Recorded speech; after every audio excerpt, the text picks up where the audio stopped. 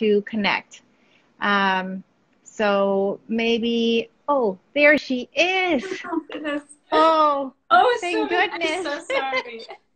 I don't know what happened. There was a weird glitch, Sandra. I really apologize.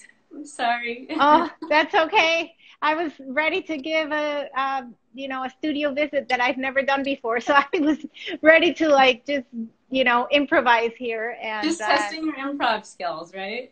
exactly, exactly. Well, I'm happy that you're here. Welcome. Thank you. So Ariella, I was trying to tell them who you are, but I think that you will be able to tell them better than myself. So tell us who you are and where do you live and what do you do?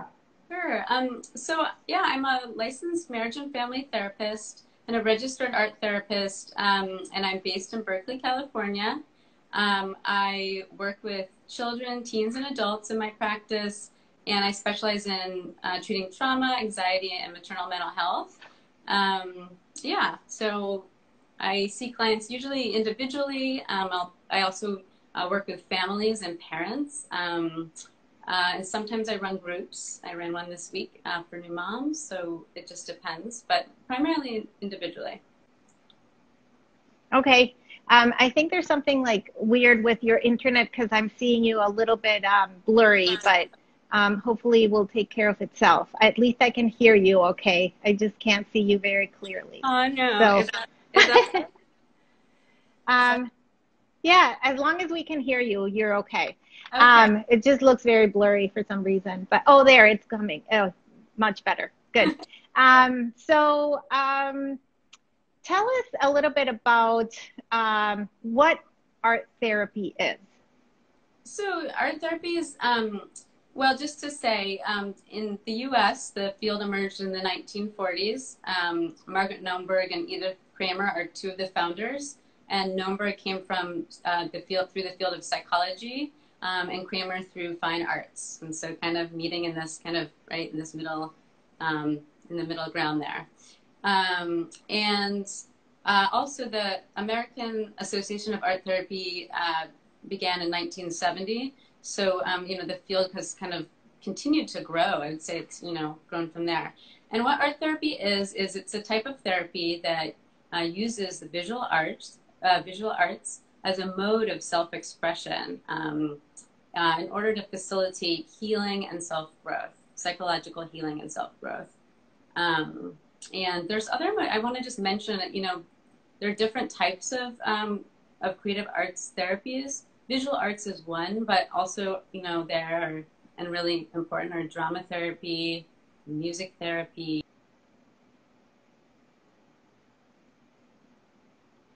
a range of them. And if you can actually, there are other types of therapists called expressive arts therapists, and they'll kind of use those different tools at different times as well. But I'm speaking more about visual arts therapy today. And do you use it a lot in your practice? Do you use it every day? I use it quite a bit, I'd say. I don't use it, I wouldn't say I use it every day, and not with every client either. It's always like a client's choice. But what I try to do at the onset is to really demystify it a bit and say and explain that this isn't like a fine arts critique. I'm not here to judge your artwork in any way. It's really more of a tool for you to learn about yourself. And so oftentimes I find that'll kind of cut down and any maybe initial hesitation, or that they might say, okay, I'll try it. And from there, yeah, I have a lot of clients who are not they're not artists, and they're using art now in their own time at home to process through feelings in different situations, to help them. It's become a tool, one of their tools, and especially at this difficult time. Right. I think that, also people think that maybe art therapy is more geared to children because that's the way that we can tap into their feelings. But as per our conversation, that is really not true. No, not at all. In fact, of course it's great to use with kids, but adults can absolutely benefit. Something that, is interesting about art therapy, well, or art making is like, it brings you into a different part of your brain. So it kind of, so if we're kind of in our thinking mode or we're talking a lot, we're in, say the left hemisphere of the brain, but art making brings us into the right, kind of the more somatosensory side of the brain. And it really can do, it has so many benefits, even just regulating our internal state. So it can be soothing to our nervous systems. So, right, like a lot of anxiety going on, just kind of the kinesthetic, body-based, art therapy, it really can shift your state of being and calm you. Yeah, and I think that part of why I started this was because art was calming me, and I thought, if we could bring that to the people right now that, when we were, when you're in quarantine and you can't really leave your house, and to feel, that you can calm yourself down by creating something and not really thinking of what's happening. I think that was super therapeutic to me, and that's why also I wanted to help people, because I know that art heals. So you've experienced it yourself in this way as healing. Yeah. I think For that's sure. an important point. Is art it's like highly accessible too. You can use whatever tools you have available. You can have crayons and paper. You can have, the finest paints. You can have, I actually, I just did a sculpture, which was something I was going to mention that might be useful later on today. But I was just outside and I made like a natural sculpture on a hike. I mean, that's, it's the creative process. It's making art, and that can be, it can definitely be therapeutic. But so, yeah, I think accessibility, and just maybe, because I think a lot of clients I hear like, oh, I'm not good at art. I had a bad experience with it when I was little, or people, someone said something about my, like, oh, criticize them, and that happens all the time. And then I find that for a lot of people, it they're nervous to they stay away, or they're very timid, and it's unfortunate because it has such potential to heal. But Right. like I said, if you can in art therapy, if you can break down some of that, say, hey, this is like safe space, this is no judgment, like, let's just see what comes out, and we can talk about it or not. Sometimes we won't, it's the client's choice. From when I work, if a client makes, paints something, I mean, I usually find that they'll want to eventually talk about it because it's helpful and it helps move, the emotions through and kind of connect it to that language, the left side of the brain. But yeah, sometimes adolescents I've worked with, well, they've drawn something and they're just like, they do not want to talk about it. But that tells, that's something we can talk about. Oh, what happened there?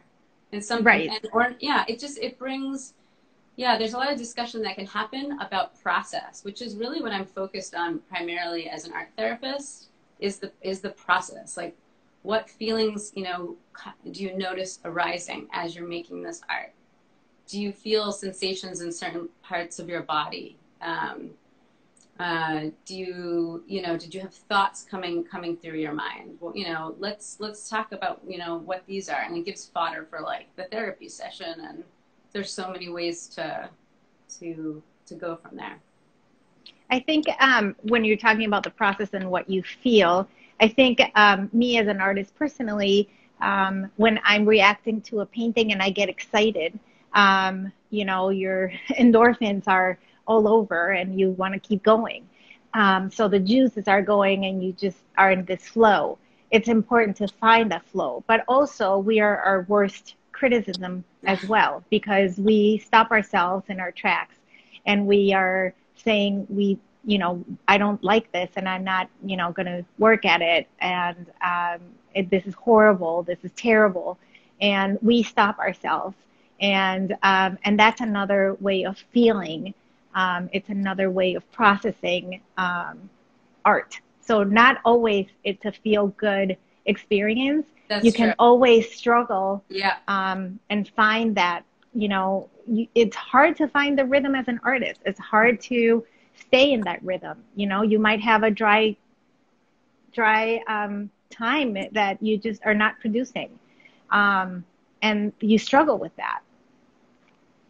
Absolutely. Yeah. I think I get, with fine art, I think about, there's wanting to produce, there might be an end goal or a vision that you're trying to, create, and then there's, there can be, I mean, if you're painting it for someone, or you're thinking about a commercial art, there might be this pressure too, right? So it's just, I like this, kind of what you're suggesting about taking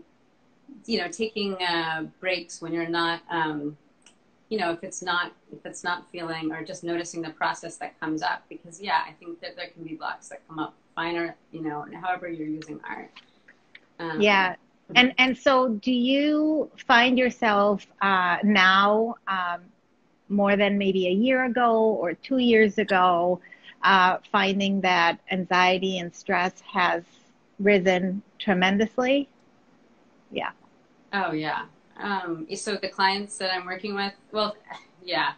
I mean, the statistics that are coming out show that, of course, that it's anxiety and depression is on the rise. I mean, I think there's a Census Bureau report that came out that shows a third of Americans are reporting severe anxiety, and these are probably underreported, and then a quarter are showing signs of depression.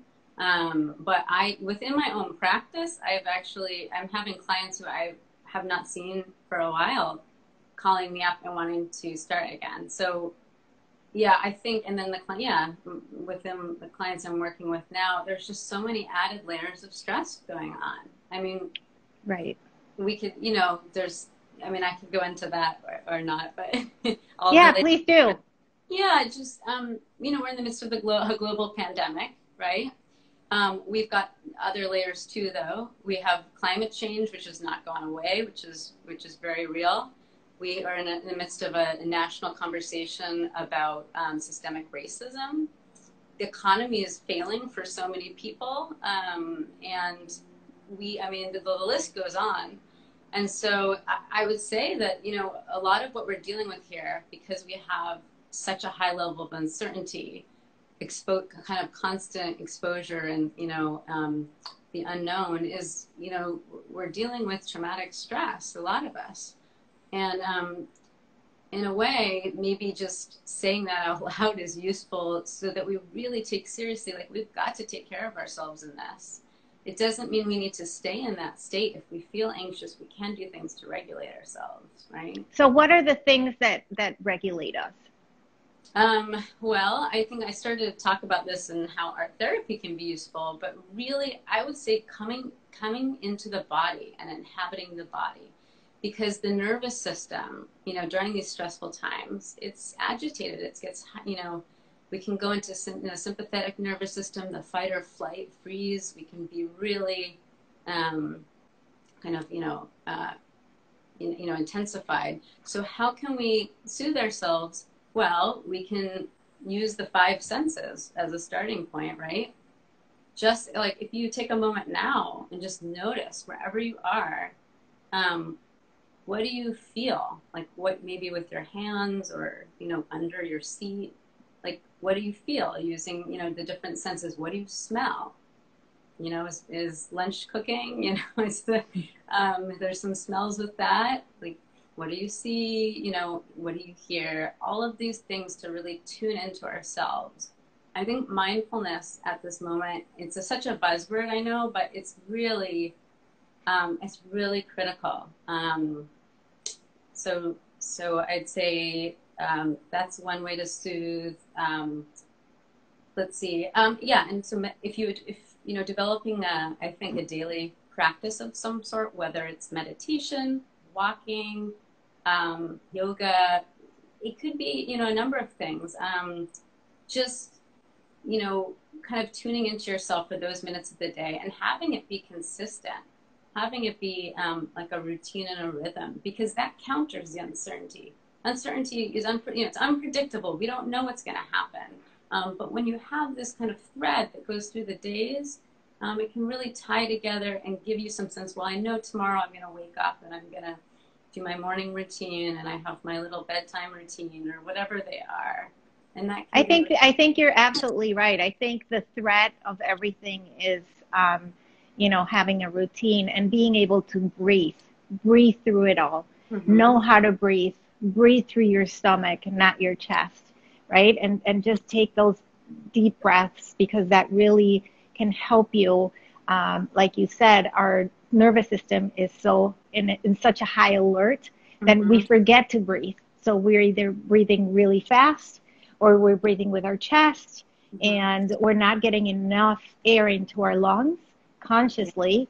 And I have found that with breathing consciously, you can calm yourself down. And it really, really helps. Also, what you said, it's so important, at least in my world, to wake up and have a purpose for the day. It helps me relax more. It helps me understand my days, how they're going to be planned out. I like to be busy. I'm a very busy person, but I like it that way because I feel productive and I feel there's a purpose. So I think that by waking up with a purpose every day, it really can help your mind just calm it down, because you know that you have something to do. And anyone can find what that something is for them, especially if they're looking for a job right now. That's very stressful. Looking for a job nowadays, it can be very stressful. The relief fund is coming to an end pretty soon, and people are going to be struggling again. And so it's all these things that we have to, just be very mindful on how it's affecting our bodies. Absolutely. And also bringing to the other element that's worth mentioning is bringing compassionate awareness, where, everybody's struggling, and just holding that everyone's kind of maybe doing their best and struggling. And can you be compassionate towards yourself? Maybe I think people can be hard on themselves. I think oftentimes I hear this from parents I work with, right? Like they're struggling to, raise, kids while working, and, and then this goes, frontline workers. I mean, goodness, like the struggles that go on. So holding compassion and just saying, you're doing your best, and, you're going to kind of holding your hand a little, like you kind of would with or just imagine how you would be with a little puppy or something. Just really imagine opening your heart up a bit. I think that can be, soothing. And one other piece, Sandra, is the piece about just social connection and how important that is. And, finding the right balance within it so that you feel connected but not overwhelmed by all of the connects. And co-regulation that can happen with being with another person. And to tie that into art therapy, one idea that might be kind of cool is if you have someone that you're sheltered in place with, or that you can be with, and you could work on a mural together with a theme. It could just be how you're feeling, right? Like you could do a number of things. I know that a lot of artists now have Zoom communities, or even one-on-one FaceTime, where they critique each other and they kind of hold each other's hands through the process. So I know that really, really helps. And I also know that, we are so connected to our phones right now, hyper connected, I would say. It's good and it's bad. It has the good part, which is the connection with your loved ones that you're not close with. It has the anxiety provoking because you hear the news immediately. So it's, it kind of plays both sides. So moderation would be, the number one key word, I guess, to these days on how we use our phones, right? Absolutely. I'm only going to, agree with you on that one. I think that also just being intentional about phone use versus like there's this tendency, if it's like there, if it's nearby, or you have a spare minute, like, I mean, you see this all around and you can feel it maybe yourself, but like grabbing the phone and like just checking and scrolling, I mean, that just feeds into kind of the stew that we're all, you know. Yeah, Stew, I'm very guilty of that, so I'm trying really hard to not be as engaged. But you know, I am very guilty of it, and I think a lot of people are, just because it's our lifeline right now, and that's our connection right now, and you know, that's just the way it is. But I hope that we can be, I guess, a little more mindful of that. So, could you speak a little bit about right now from a mental health perspective, like, how are you being able to help everyone? What is your, like, your first step into trying to help people right now? I mean, it really varies depending on kind of what my clients are dealing with, but I'd say that just, yeah, some of it is these kinds of exercises of how, you know, basics, like, yeah, how to establish a routine or create structure for some of my clients who aren't working or, you know, and kind of maybe floundering in that. And just, yeah. Can you talk a little bit about your art directives that you give them? So I would say that some basic ones to do are, yeah, like I said, to just draw or paint, you know, how you're feeling in the moment, right? I just did, so that provides this like expressive medium. And one thing I'm doing is having clients do art between sessions, and then we talk about it the following session. Because in real time, I haven't done, I'm finding a lot of clients want to talk, right? But they're open to the art, but they want to kind of do it maybe in their own time. So that's kind of how it's been working more. I did do some art this week with this group that I ran, and what I always hear is like, oh, I feel calmer now. Like, you know, that was really, you know, helpful. Yeah.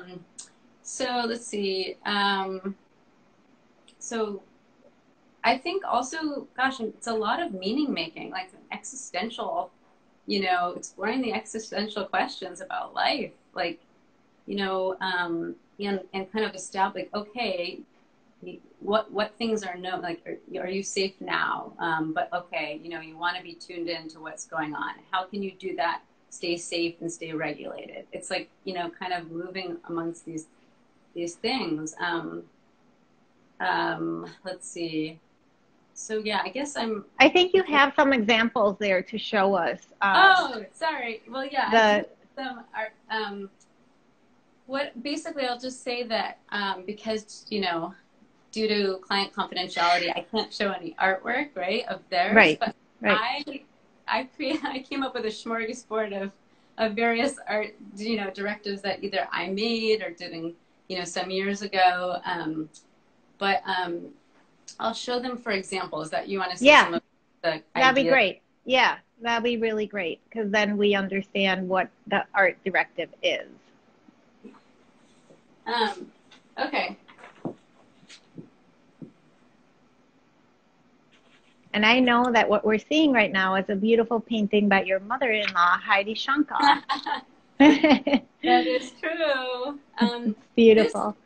Okay, I'm just going to hold this up just to kind of show this mandala that I did this week in my group with the new moms. Yeah. It was called a self-care mandala. So it was just focusing in on taking a breath and thinking about a need that we have right now. Oh, I love that. Yeah. It almost feels your breath. It feels very airy. I think it was like that, actually. Oops. That's okay. I know, yeah. I mean, what happens with me when I do this kind of artwork is I work spontaneously. I'm not really thinking. I just start going. And then as I'm working, sometimes I understand what's happening, what's flowing out. And then I can put words to it more at the end, if that makes sense. Got it. Yeah, for sure. So one thing I'll do. Go ahead. I'll say is that it can be really helpful. I'll ask clients, like, they'll do something like this, and I'll say, you know, do you want to give the piece a title? Or is there a question that the piece asks? Um, and that really generates some conversations, right? Right. It's good to spark conversation and to understand that maybe what you drew and why, or what you painted and why. Right. Here, I'm going to show something else. And I want to say about the mandala. So mandala is kind of like a cross-cultural symbol for wholeness and integration. And there's research. There's like art therapy struggles a bit with research in its field. There's not a whole, a lot of it, but definitely with mandalas, there's is a tool for reducing anxiety. There's some evidence that supports. And there's something to say about the circle, the beginning and the end, and there's no really beginning or end. I think it's Sanskrit mandala for the universe and everything in it. So this complete. So this is like, I just slapped some stuff together this morning before this, just as example, right? So, express your anger. If you're feeling angry about what's going on, could be true for some people, right? Here's ripped paper. So I might direct a client to use, like, do you want to splatter paint? Do you want to like rip paper and like create something? Do you want to punch on some clay with like some tools? So it's kind of like, again, expressing the anger and creating something out of it. And sometimes when you put it out there in paper, it kind of takes some bricks away from your own body. So you're expressing it and you're taking it out from your body and putting it somewhere else. So sometimes it's easier to do that, and then you feel better. Totally externalizing the emotion. You're speaking my language. Right. Okay. This is another one I just did before.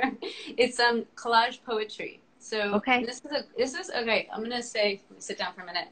This is one that I think I'll do with clients like who might be, collage can be really helpful if a client's like not so comfortable with using art media and, just needs, it just feels like too much, but also collage can be great for anybody. So this would be something good to do. This is collage poetry. So I made a with images. Yeah, I love everything because, like we said, you just take everything from your mind and you unclutter and cleanse yourself a little bit by doing something like that. Exactly. So it just, from here, you put it somewhere and it just unclutters your mind. So it's a really wonderful thing to do.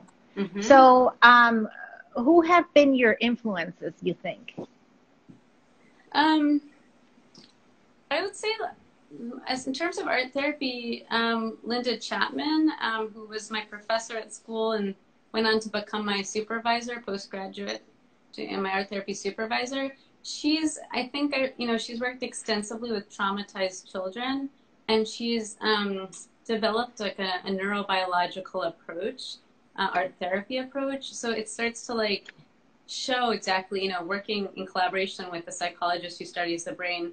Yeah, like be able to really, kind of provide that sort of link to evidence that's needed to really help expand the field and grow the field, to benefit people. And she does incredible work. So she's my main influence.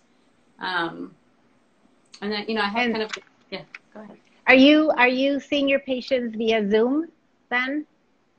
Oh yeah, not Zoom, but or another way, or whatever. But teletherapy. It's all teletherapy. Right? Yeah. Do you find it hard, or do they find it hard to not have that human, interaction, or do you think you come through because I've had medicine as well, and I think that for a lot of people this is very convenient. Yeah, no, that makes sense. But I'm not sure if in the art therapy world it's the same.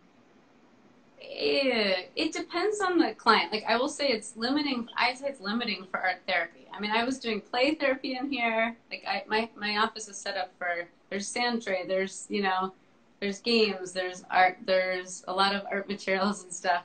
And so now I have to be really creative, like think about what we can do, right? Like, and it's just, it's not the same. But I think, some clients it works fine for. And actually there's a weird intimacy too, like that can kind of happen where they're also seeing, like they're seeing my background.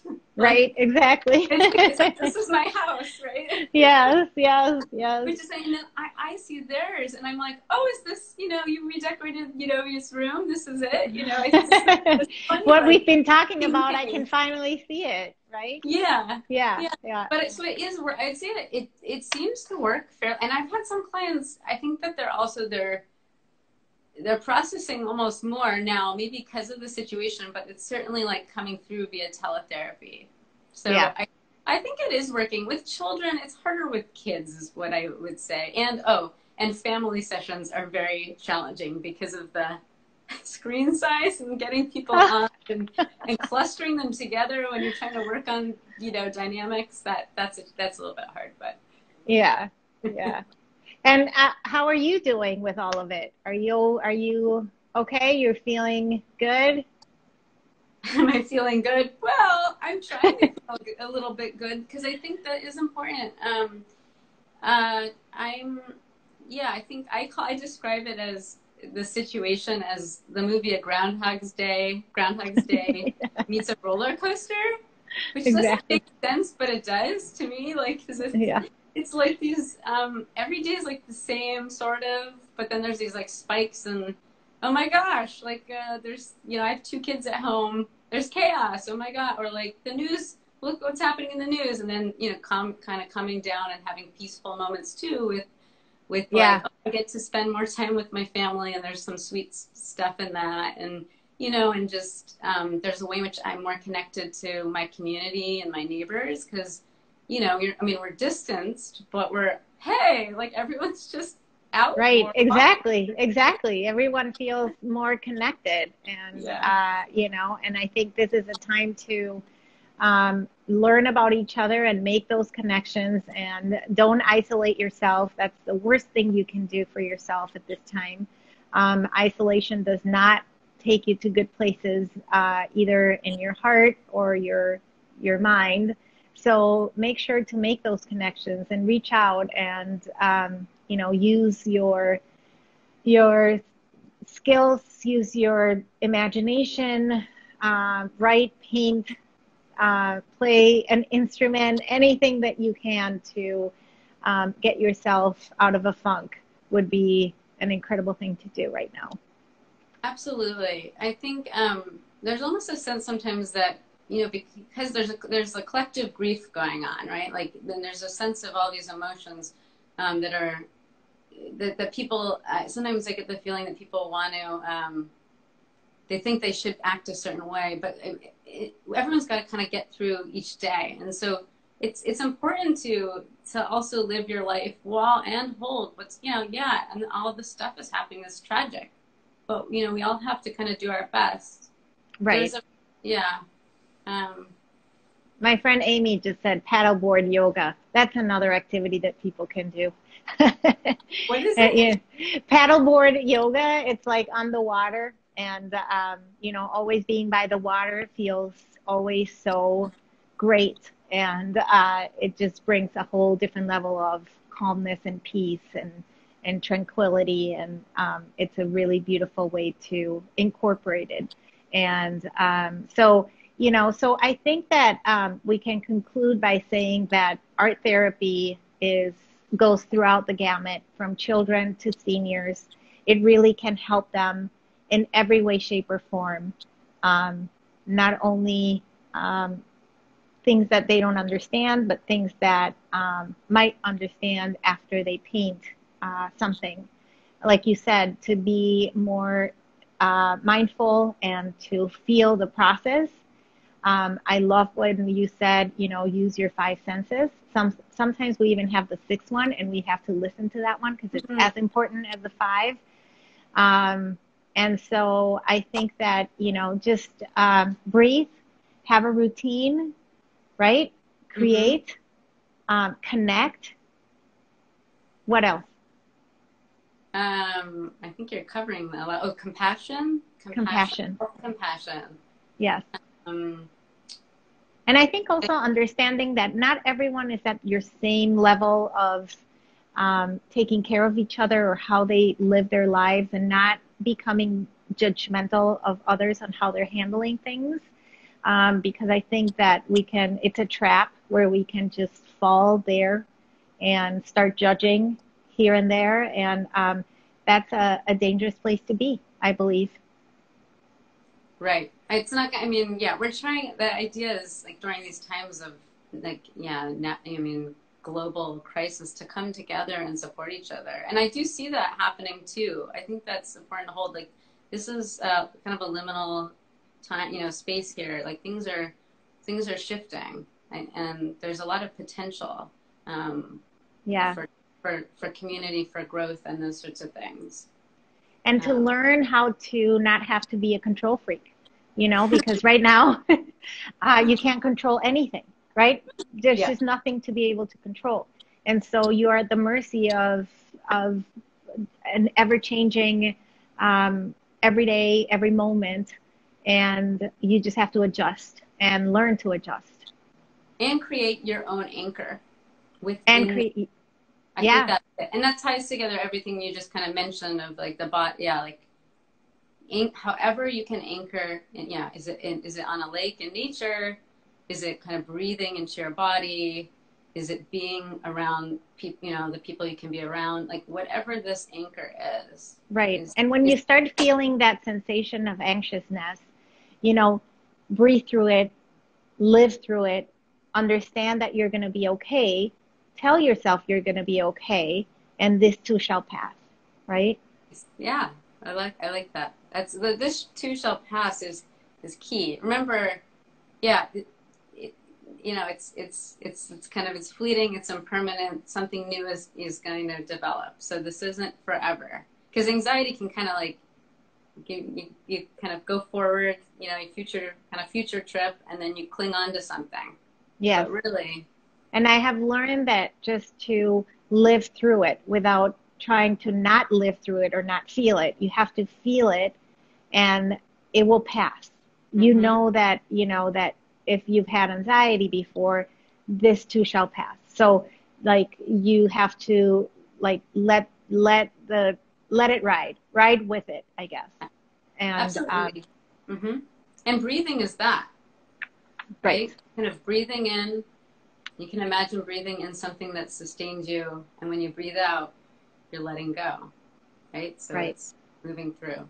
exactly. So it's regenerating our body in a way. So thank you, Ariella, so much. I'm Sure. so happy. Did I miss anything?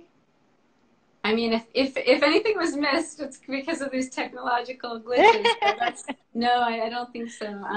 And yeah, I apologize again for that. But No, don't worry. can I say, Sandra, just a heartfelt thank you for launching this incredible project to help our fellow citizens right now and during this, you know, this crisis we're in. Like, it's just incredible what you've started, and it's honestly inspiring. It's gotten my wheels turning. I'm so happy. I'm really elated that we were able to raise $10,000 for Feeding America, and we are helping thousands of people in need, and that's what keeps me going. And I'm just so thankful for the support, my army of artists that I called, and my friends, my artist friends that have supported me through and through, and they come in and they listen to me, and so I'm happy that I'm able to have a conversation with all of you and bring something incredible to others, you know, in real need. So I'm very proud of myself. So thank you so much for your kind words, Ari. Of And course. thank you for joining me. And I hope you guys enjoyed this interview as much as I did. And we'll see you soon. We'll see you on Wednesday with Allison Stanfield. She's a business art consultant, and she has so much knowledge, and I can't wait for you guys to meet her. Thank you, Ari, again, and we'll Of see you course. soon. All right. Bye-bye. Bye.